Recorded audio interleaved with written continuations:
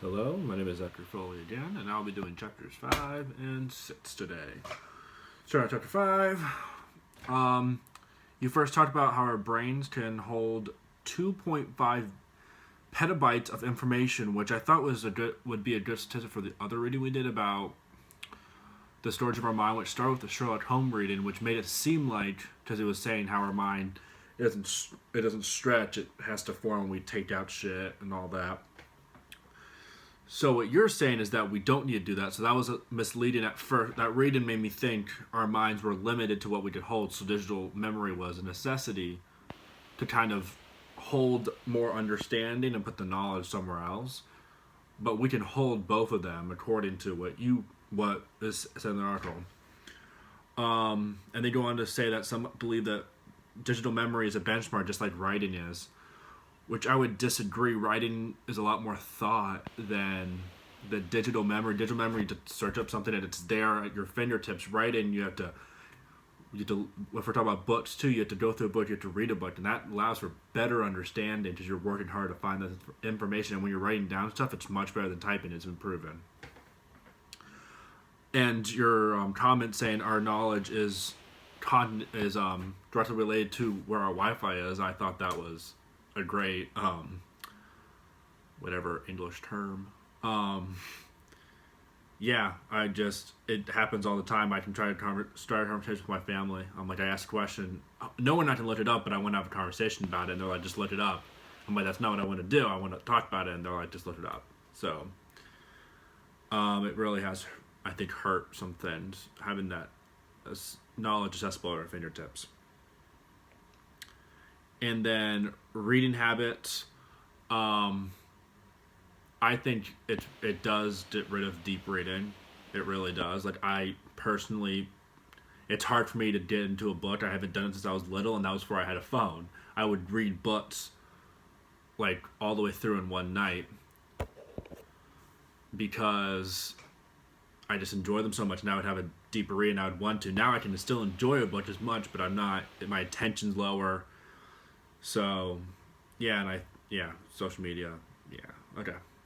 When we talk about Google and the autofill for our search things, I think that guides our thinking. Like, we don't learn how to really think and search for things on ourselves, because we can say, what is this? And it guides us to what we think, and then we just tap on it, even though it might not be exactly what we're looking for, especially with research stuff and it's making us lazier in terms of thinking.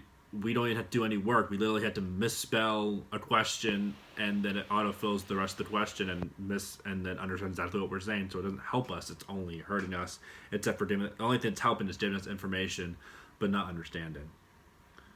And then you talked about the vaccine and how if you asked Siri if I should have vaccine, she can't answer you, but if you ask her good or bad, she'll give you one way. If you ask her the good, and she'll give you the bad the other way. You can't get, if you're looking for bad, you're going to get the bad. You're not going to get the good. If you're looking for the good, you're not going to get the bad. And me and my stepdad just talked about this. We were talking about the Redskins, and I was like, I don't think there's an issue with changing the name. He's like, well, some Native Americans would rather be called Redskins because it implies that Native American implies that their land was taken. I was like, they should never forget that. But I was looking for a reason for it to be bad, and he was looking for a reason to be good, so we both found different things. Neither wrong nor right, but it was a great example of that in my actual life. And then you show us the chart with the confidence and competence, and I think that chart shows is that technology first gives us that confidence, but a lot of us stop there. We don't get to that because we're afraid of that dip that was in the chart. That we're not as confident anymore because we're actually learning it. So we're learning that we're not as we're learning that we don't know as much as we think about that topic. But at first we read it and we're like, whoa, I know so much now. But in reality, that's not true.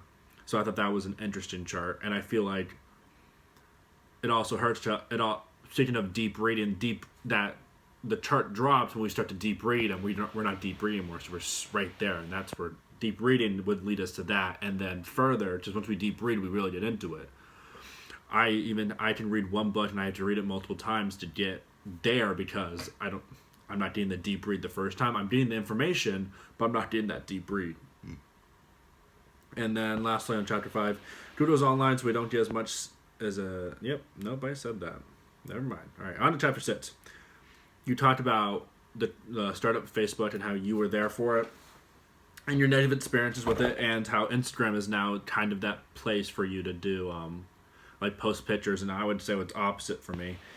I'm so close to deleting it right now. Instagram. Facebook, I feel like, has been just for family, and it's not as not biased. It's not as politically fueled as Instagram right now. It's a lot calmer of a place. It feels, my brain doesn't feel, I guess, heavy or like filled to the brick of when after on Facebook. But Instagram, I'm on for hours. I'm reading stuff. I'm looking at stuff because it's so filled with information, but none of it's actual understanding. So yeah, so it's kind of opposite for me. Your story and mine. And then and then Turkle, who I learned about in English 101 and 102. She talks about settling for sips, thinking they're equal to gulps. And I would agree with that because I can tell you the difference. There's a major difference between having a deep conversation over text and in person. Because, yeah, I just feel like I don't feel fulfilled after text, but after a conversation, it's not just sips upon sips in that conversation. It's one long sip, it's non-stop. Texting, someone can stop and think.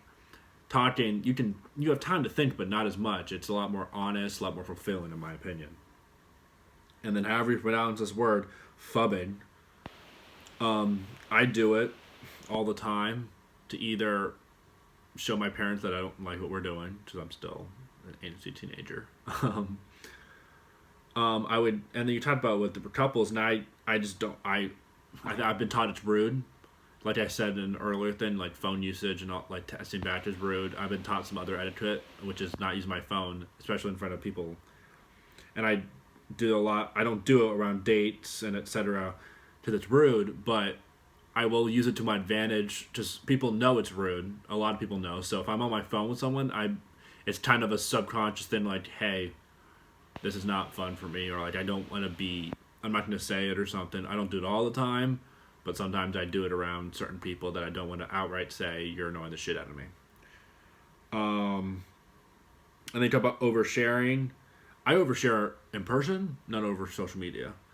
Like in person, I'm an open book. But I hate it on social media. My mom does it. My whole family does it, really. They post crap about our family and stuff. And the only reason I post stuff on my Facebook is because my mom's going to post it anyway. And it's that sense of having control over what's posted about me. My mom, I don't want to have an argument with her. I'm just going to post it and not have an argument about having control over my information on social media, blah, blah, blah. Not a conversation worth my energy. But yeah, it goes back to like taking pictures in the woods and then posting it. I just think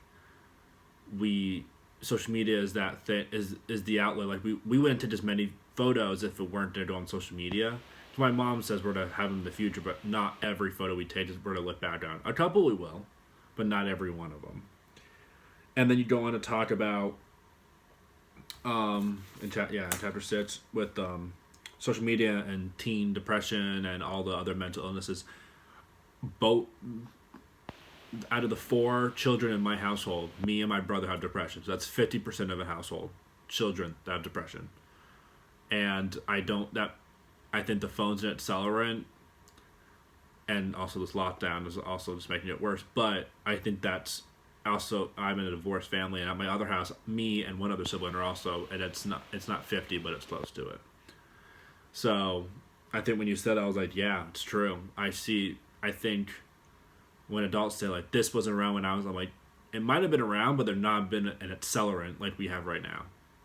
I think that's a big difference. It wasn't around. It wasn't diagnosable, but also another part of it, there was no accelerant.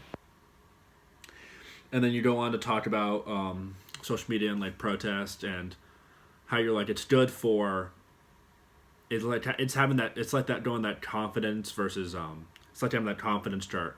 They post that thing. They're like, yeah, I did it, and then they don't have a full understanding of what they just posted or what the actual movement is. And I don't post on social media because of that. I know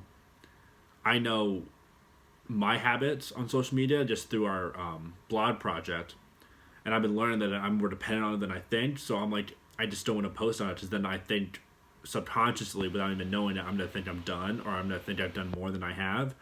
So I choose to do things that are actually doing it. Like I sign the petitions, I give the money, I read the books. Like I actually do this stuff. I don't post on social media. And some people are like, well, then people think you're silent. I'm like, no, I'm not. I just because I'm not posting on social media where everyone else is posting, and I'm not part of a community full of rednecks that I need to post to make things aware.